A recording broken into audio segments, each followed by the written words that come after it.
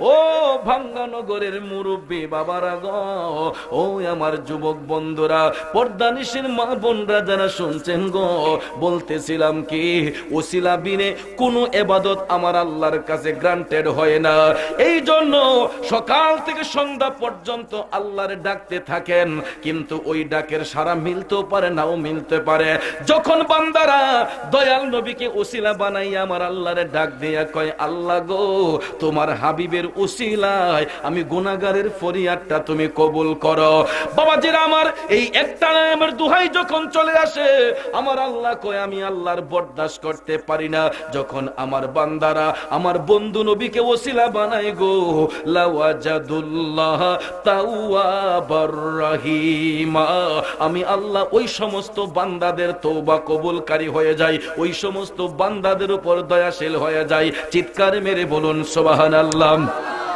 তাহলে যেই নবীর উসিলা ছাড়া কোনো ইবাদত কোনো ফরিয়াদ আল্লাহর কাছে গ্রান্টেড হয় না গো, ওই নবীর উসিলার প্রয়োজন আছে না নাই? আরো জোরে কোন আছে না নাই? হাজিরিন, যুগে যুগে যত সাহাবা হয়েছেন, তবে ইম তবে তাবিন, আইম্মে মুস্তাহিদিন, খুলাফায়ে রাশিদিন, সলফে সালিহিন, আশারে মুবাশশিরিন, ওলি আব্দাল গাউস কুতুব, অদ্যাবধি পর্যন্ত যত নেককার আত্মা হচ্ছে গো, একমাত্র আমার নবীর ওসিলা বানাইয়া, ঠিক না বিঠিক? হাজিরিন, নবীকে ওসিলা বানানোর কারণে সাহাবায়ে কেরাম সম্মানিত হয়েছেন, তবে ইনগণ সম্মানিত হয়েছেন, ওলি আব্দালগণ সম্মানিত হয়েছেন। দয়াল নবীর নুরানি পরশ লাগার কারণে ওই সমস্ত ওলি আল্লাহদের ওসিলায় আল্লাহ ইমানদারদের ফরিয়াদ কবুল করে। কথা কোন ঠিক কিনা?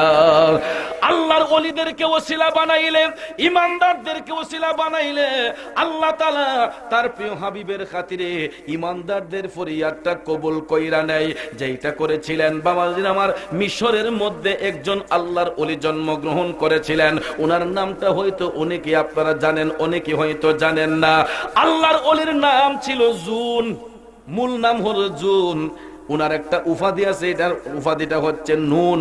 আর মিশরের মধ্যে জন্মগ্রহণ করার কারণে উনাকে বলা হইতো জুন্নুন মিশরি।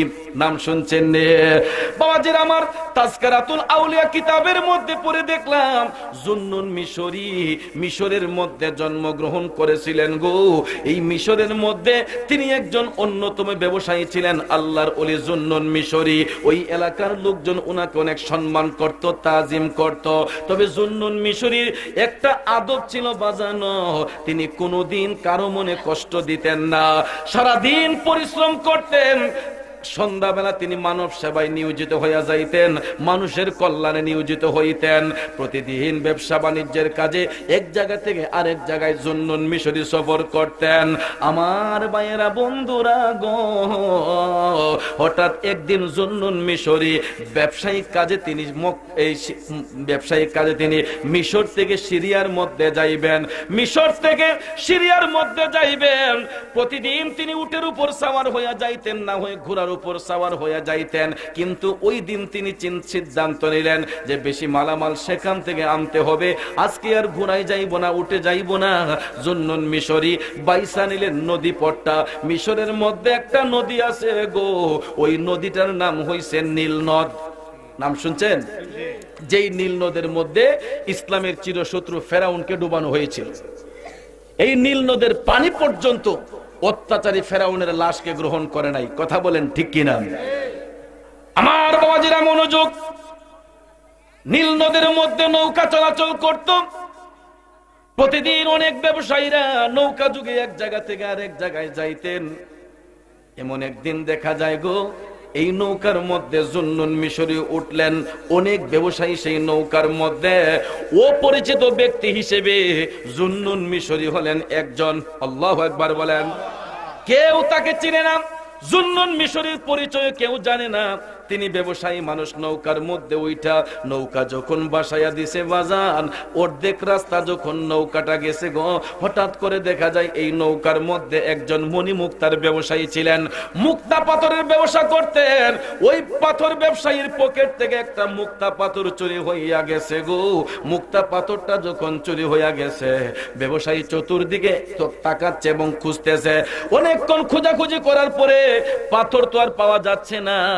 ওই ব্যবসায়ী চিন্তা করলো প্রতিদিন আমি মণিমুক্তার ব্যবসা করার জন্য অনেক পাথর আমার পকেটের মধ্যে রাখি, এমন কোন ব্যক্তি তো আমার পাথর চুরি করে না, আজকে আমার পকেটের পাথর কে চুরি করলো?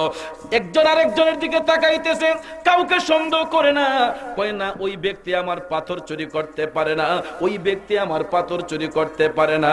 তাকাইতে তাকাইতে অপরিচিত ব্যক্তি হিসেবে একজন দেখা যায়, উনি হচ্ছে আল্লাহর ওলি জুন্নুন মিশরী। উনারে বলতেছে, কয় আমার পাথরটা একমাত্র আপনি ছাড়া আর কেউ চুরি করতে পারে না। চিৎকার মেরে কন্যা উযুবিল্লাহ। আসলে কি জুন্নুন মিশরী চুরি করছে? বাবাজিরা আমার, ইমানদারদেরকে আল্লাহ কেমনে সাহায্য করে? জুন্নুন মিশরীকে বলতেছে, অন্য কাউকে সন্দেহ হয় না, আমার পাথর একমাত্র আপনি ছাড়া আর কেউ চুরি করতে পারে না। জুন্নুন মিশরীর চোখের পানিগুলা টপ টপ করে পড়তেছে। অন্যান্য ব্যবসায়ীরা সবাই বলতেছে, কয় আপনি ছাড়া পাথর কেউ চুরি করতে পারে না। একটা লোক জুন্নুন মিশরীর পক্ষে নাই, এমনকি নৌকার মাঝি পর্যন্ত জুন্নুন মিশরীর পক্ষে নাই। সবাই আল্লাহর ওলি জুন্নুন মিশরীর বিপক্ষে। বাবাজিরা আমার, সবাই যখন ওনাকে এক বাক্যে চোর সাব্যস্ত করতেছে, জুন্নুন মিশরীর পক্ষে তো একটা সাক্ষীও নাই, তবে সাক্ষী একজন আছে গো। এই সাক্ষীটাকে আরো জোরে কনকে। হাজিরিন, সবাই যখন চোর সাব্যস্ত করতেছে, জুন্নুন মিশরী চোখের পানি চাইরা কান্দা কান্দা নৌকার একটা কিনারায় গেছে রে বাবা। কিনারায় যাইয়া আমার আল্লাহকে সিজদা অবনত হইয়া সিজদার মধ্যে যাইয়া জুন্নুন মিশরী চোখের পানি চাইরা কান্দে আর কয়, দয়াল আল্লাহ রে, কি নাম জপলে পাবো তোমারে। খারাপ লাগতেছে, দয়াল আল্লাহ রে, কি নাম জপলে পাবো তোমারে। আমার ভাইয়েরা বন্ধুরা, চোখের পানি ছেড়ে দিয়া আল্লাহর ওলি জুন্নুন মিশরী আমার আল্লাহরে ডাক দিয়া কয়, আল্লাহ গো, তুমি তো যাকে হাবিবুল্লাহ বলেছো, আমি তোমার হাবিবুল্লাহর একজন গোলাম, আমার নাম হচ্ছে জুহুন। আল্লাহ, আমি তো ওই পাথর চুরি করি নাই, তুমি মালিক তো ভালো কইরাই দেখছো। আল্লাহ, এই পাথর কে চুরি করছে তুমি মালিক তো জানো, আমি জুন তো এই পাথর চুরি করি নাই। আল্লাহ গো, আমি এখন প্রতিবাদ করতে পারবো না, মালিক তুমি এর একটা সুন্দর ফয়সালা করে দাও।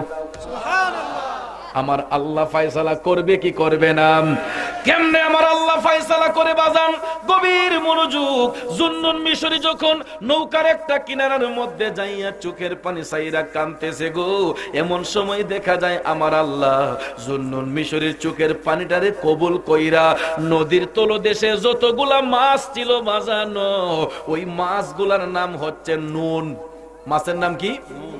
নুন নামের মাছগুলা সবাই নদীর তলদেশ থেকে ভাইসা গেল। এক একটা মাছের মুখের মধ্যে এক একটা মুক্তা পাথর, এক একটা মাছের মুখের মধ্যে এক একটা মুক্তা পাথর নিয়া নৌকার চতুর্দিকে ভাসমান হইয়া এই নুন নামক মাছগুলা জুন্নুন মিশরীর পাশে আইসা তারা হাবুডাবু করতেছে। চিৎকার মেরে বলুন আল্লাহু আকবার। জগতের বন্ধুরা রে,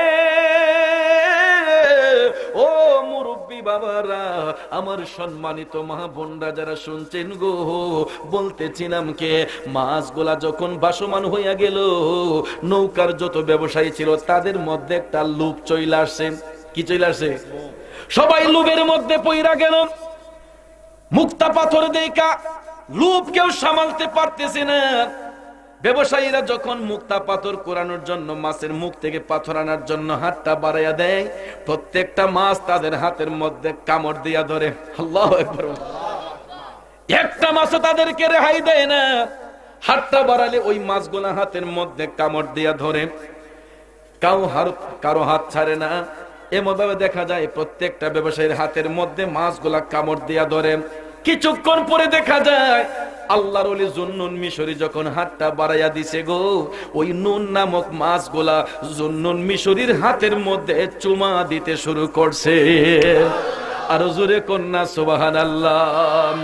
আমার ভাইয়েরা বন্ধুরা, জুন্নুন মিশরীর হাতের মধ্যে নদীর তলদেশের মাছগুলা চুম্বন শুরু করে দিছে গো। এমন সময় দেখা যায় জুন্নুন মিশরী একটা মাছের মুখ থেকে মুক্তা পাথর আইনা ব্যবসায়ীর হাতে দিয়া কয়, ভাইজান আপনার পাথর হারাইছে কয়টা? ব্যবসায়ী কয় একটা। জুন্নুন মিশরী কয়, এখন বলুন পাথর আর লাগবে কয়টা? আমার আল্লাহ কেমন ন্যায় বিচার করলেন!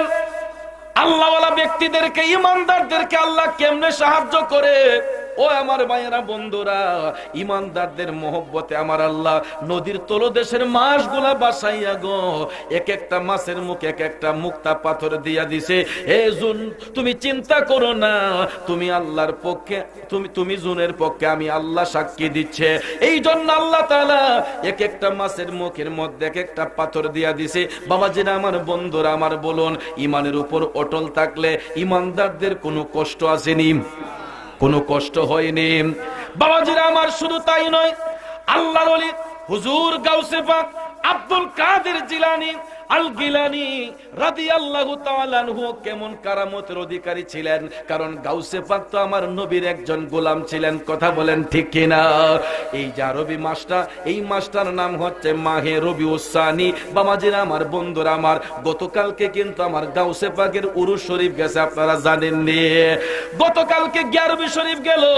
আমার গাউসে পাকের বেসালের তারিখ ছিল, ওফাত দিবসের তারিখ ছিল।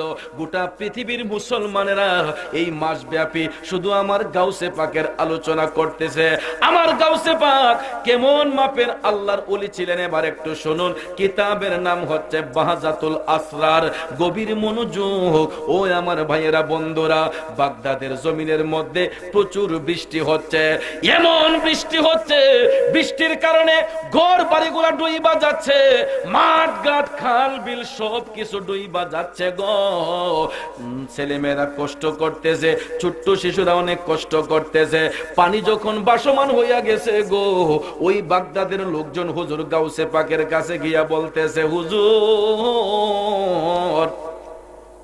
এত পানি বেড়ে গেল, পানির কারণে তো আমরা ঘর থেকে বের হতে পারছি না, হুজুর আপনি কিছু একটা করেন, আমরা তো ঘর থেকে বের হতে পারছি না। এমন সময় আমার গাউসে পাকের হাত মুবারকের মধ্যে একটা লাঠি মুবারক ছিল। ভাইয়েরা আমার বন্ধুরা আমার, আজকে ওলি আল্লাহর বিরুদ্ধে অনেক মুনাফিকরা কথা বলে, আছে না নাই? আল্লাহর ওলিদেরকে আমার আল্লাহ কেমন সাহায্য করে, আর ওই সাহায্যটা আল্লাহ এই কারণে করে, কারণ আল্লাহর ওলিরা দয়াল নবীর গোলামি করেছেন। কথা বলেন ঠিক কিনা?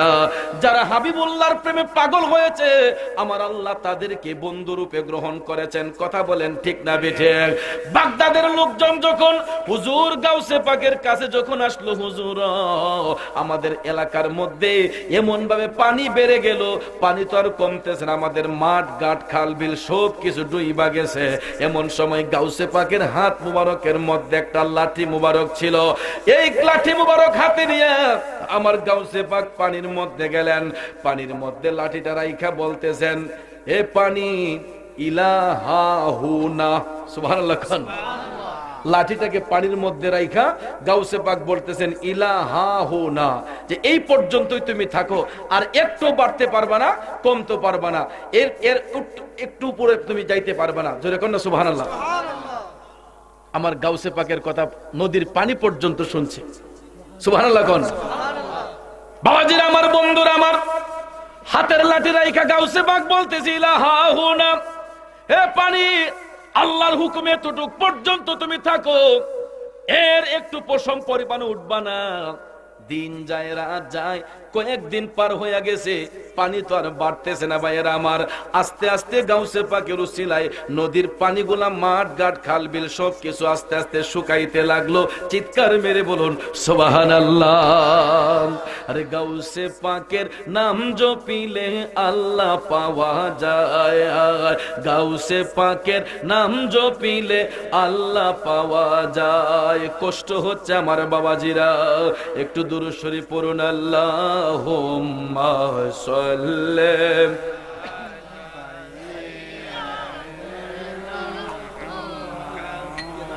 হাদনা বিয়ানা লানা মুহাম্মাদ নাবিয়ানা মাওলানা মুহাম্মাদ আল্লাহুম্মা সাল্লি সাইয়্যিদিনা মুহাম্মাদ নাবিয়ানা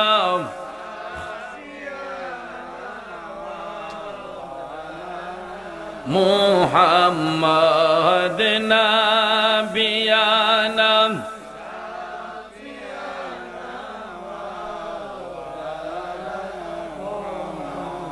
আমার ভাইয়েরা কষ্ট হচ্ছে আপনাদের। বলতেছিলাম কি গাউসে পাকের উসিলায় আমার আল্লাহ দিতে পারে কি পারে না? কেন আমার আল্লাহ গাউসে পাককে ভালোবাসে, গাউসে পাকের উসিলায় দেয়? কারণ গাউসে পাক আমার দয়াল নবীর গোলামি করতেন। কথা কোন ঠিক না বেঠে? আজকে অনেকে আমার নবীকে পর্যন্ত পছন্দ করে না, গাউসে পাক মানবে দূরের কথা, ঠিক না বেঠে? বাবাজির আমার বন্ধুরা আমার, বাহাজাতুল আসরার কিতাব কি প্রমাণ দিয়েছে এবার শুনুন। আমার গাউসে পাকের বয়স যখন 13 কিংবা 14 বছর, 13 কিংবা 14 বছর বয়সে হুজুর গাউসে পাক বাগদাদের মধ্যে যখন ইলম শিক্ষা অর্জন করতেছেন, হঠাৎ একদিন দেখা যায় জোহরের পূর্ব মুহূর্তে হুজুর গাউসে পাক জাগ্রত অবস্থায় সশরীরে আমার জিন্দা নবীর দিদার অর্জন করেছেন। আল্লাহু আকবার বলেন। জাগ্রত অবস্থায় সশরীরে আমার গাউসে পাক দয়াল নবীর দিদার অর্জন করেছেন। এমন সময় আমার দয়াল নবী বলতেছেন, আব্দুল কাদের রে, বাগদাদের জনগণের উদ্দেশ্যে তুমি কোরআন হাদিসের কথা কেন বলো না? আমার গাউসে পাক ডাক দিয়ে কই, ইয়া রাসূলুল্লাহ, নবী গো, বাগদাদের বড় বড় জ্ঞানী লোকদের সামনে কথা বলতে গেলে আমার লজ্জা চলে আসে। ইয়া রাসূলুল্লাহ, এই জন্য আমি কথা বলতে সাহস পাই না। আমার দয়াল নবী ডাক দিয়ে বলতেছেন, আব্দুল কাদের, তোমার মুখটা একটু খুলো। সুবহানাল্লাহ কোন। দয়াল নবী ডাক দিয়ে কই, আব্দুল কাদের, তোমার মুখটা একটু খুলো।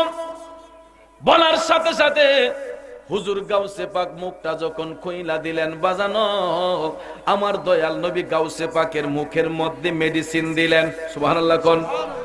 কেমন মেডিসিন দয়াল নবী দিছে গো!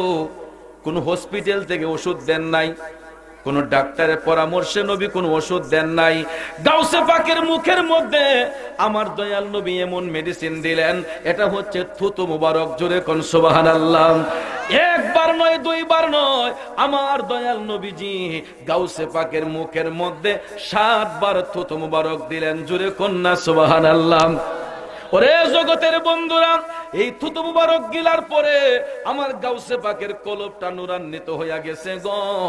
তারপরে গাউসে পাক দয়াল নবীর দিদার থেকে যখন পৃথক হইলেন, এমন সময় দেখা যায় যোহরের নামাজ আদায় করিয়া মসজিদের মিম্বরের মধ্যে বসিয়া গো আমার গাউসে পাক যখন আলোচনা শুরু করে দিলেন, চক্ষু বন্ধ করে হুজুর গাউসে পাক যখন আলোচনা করা শুরু করে দিলেন, গাউসে পাকের আলোচনা শুই না মসজিদের কাতার ভরপুর হইয়া গেল, বারান্দা ভরপুর হইয়া গেল, সামনের মাঠ লোকে লোকারণ্য হইয়া গেছে। বন্ধু, এত সুন্দর আলোচনা যখন গাউসে পাক করতেছেন, হঠাৎ করে গাউসে পাক চোখটা খুইলা দেখতেছেন ওনার সামনে একজন নূরের লোক দাঁড়াইয়া রইছে। সুবহানাল্লাহ কোন। এই নূরান্বিত চেহারা দেখা হুজুর গাউসে পাক আবার আলোচনাটা বন্ধ করলেন। ভাইয়ারা আমার, বন্ধুরা আমার, তখন দেখা যায় ওই নূরের লোকটা আস্তে আস্তে হাইটা হাইটা গাউসে পাকের শিয়রে আইসা দাঁড়াইয়া কয়, ওরে আব্দুল কাদের, এত চমৎকার ভাষায় তুমি আলোচনা করেছো, হঠাৎ করে তুমি থাইমা দিলা কেন? গাউসে পাক কয়, হুজুর আপনাকে দেখার পরে আমি আর কথা বলতে পারছি না, বলুন আপনার পরিচয়টা কি? তখন নূরের লোকটা ডাক দিয়া কয়, আব্দুল কাদের, আমার পরিচয় দেব আগে, তারপরে তুমি তোমার মুখটা আগে খোলো। আমি আমার পরিচয় দেব পরে, আগে তুমি তোমার মুখটা একটু খুইলা দাও। গাউসে পাক কয়, আমি খুলবো, আগে বলুন আপনি কে? তখন নূরের লোকটা ডাক দিয়া কয়, আব্দুল কাদের, আমার পরিচয় আমি দিচ্ছি, তার আগে তোমার মুখটা একটু খুলো। গাউসে পাক মুখ খুললেন, তখন ওই নূরের লোকটা গাউসে পাকের মুখের মধ্যে 6 বার থুতু মুবারক নিক্ষেপ করলেন। সুবহানাল্লাহ। 6 বার থুতু দেওয়ার পরে গাউসে পাকের মধ্যে একটা প্রশ্ন উদয় হলো, যে উনি আমার মুখে 6 বার থুতু দিলেন কেন? জানতে চাইলেন হুজুর, আমি আপনার কাছে জানতে চাই, আপনি আমার মুখের মধ্যে 6 বার থুতু দিলেন কেন? আপনার পরিচয় দেন এবং বলুন আপনি আমার মুখে 6 বার থুতু দিলেন কেন? নূরের লোকটা তখন চোখের পানি চাইরা কান্দে গো, ডাক দিয়া কয়, রে আব্দুল কাদের, আমি তোমার মুখে 7 বার কেমনে থুতু দিব? 7 বার থুতু দিলে তো বেয়াদবি হয়ে যাবে আমার নবীজির শানে। এ আব্দুল কাদের, যোহরের পূর্ব মুহূর্তে জিন্দা নবীর দিদার যখন পেয়েছিলাম, আমার দয়াল নবী তোমার মুখের মধ্যে 7 বার থুতু মুবারক দিয়েছেন। এই জন্য আমি যদি তোমার মুখে 7 বার থুতু মুবারক দেই, তাহলে আমার দয়াল নবীর শানে বেয়াদবি হয়ে যাবে। এই জন্য আমি একবার কমায়া দিলাম। আর আমার পরিচয়টা যাই না না আব্দুল কাদের রে, আমি হলাম দয়াল নবীর মেয়ের জামাতা, আমার নাম হচ্ছে শেরে খুদা হযরতে আলী। আরো জোরে কন্যা সুবহানাল্লাহ। কষ্ট হইছে আপনাদের?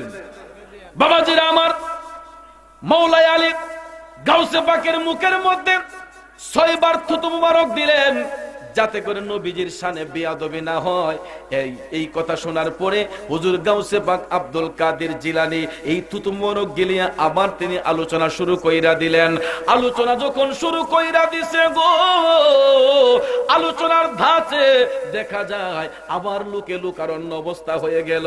এমন সময় দেখা যায় গাউসে পাক যখন আলোচনা করতেছেন গো, পুরাটা আকাশ মেঘে ঢাকা হয়ে গেছে। আল্লাহু আকবার কোন। পুরাটা আকাশ মেঘে ঢাকা। কিছুক্ষণের মধ্যেই দেখা যায় মুষলধারে বৃষ্টি শুরু হয়ে গেছে। এমন ভাবে বৃষ্টি আসলো, মাহফিলের মধ্যে একটা লোক আর বসতে পারছে না। আল্লাহু আকবার কোন। এখনো তো বৃষ্টি হচ্ছে, ঠিক না? এই গত 2 দিন ধরে নিম্নচাপে প্রচন্ড বৃষ্টি, অনেক জায়গায় মাহফিল ক্লোজ হয়ে গেছে, বন্ধ হয়ে গেছে। আমি আজকে 3-4 বার হাফেজ তোবাজ্জলকে বললাম যে মাহফিল হইবনি, ভাবছি মনে কমিটিরা না করবে যে না হুজুর মাহফিল হবে না, কিন্তু দেখা যায় যে না মাহফিল হবে। ঠিক না? ঠিক। আল্লাহ এহসান করেছেন, দয়া করেছেন, কথা বলেন ঠিক না? বাবাজিরা আমার, গাউসে পাক আলোচনা করতেছেন, আকাশ মেঘাচ্ছন্ন। কিছুক্ষণ পরে দেখা যায় মুষলধারে বৃষ্টি শুরু হয়ে গেছে। এমন ভাবে বৃষ্টি শুরু হয়ে গেছে গো, মাহফিলের লোকজন সব এলোমেলো হইয়া গেছে। আল্লাহু আকবার কোন। মাহফিলের লোকজন যখন সব ছত্রভঙ্গ হয়ে গেছে, তখন গাউসে পাকের মনের মধ্যে একটু কষ্ট এসে গেছে। আল্লাহু আকবার। আমার গাউসে পাক আল্লাহকে ডাক দিয়ে বলতেছেন, মালিক আনা আজমাউ ওয়া আনতা তুফাররিক। আল্লাহু আকবার বলেন।